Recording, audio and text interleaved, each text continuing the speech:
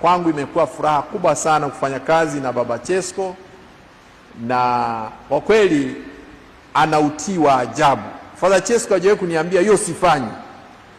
Na mimi nakuwa na makazi mengi kweli, unampa hii. Hajawahi kuniambia Father, sina nafasi leo, hiyo sifanyi. Atafanya kazi unazompangia au kazi anazopangiwa na rais wa baraza, na baada atatimiza na majukumu yake mengine. Baba, tunaomba hiyo roho uendelee nayo. Asante sana.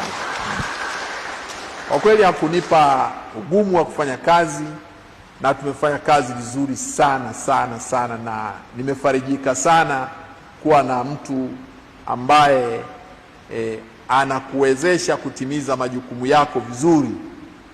Na hata kama nilimpa kazi ngumu, na anajua mimi sikuwahi kumsaliti na yeye hajawahi kunisaliti. Hata kama nilijua ili tumelifanya wote, lakini kama ilibidi mimi nibebe msalaba, nilibeba. Kwa mfano mimi sasa hivi naishi kwa hofu sana, lakini yeye hana hofu.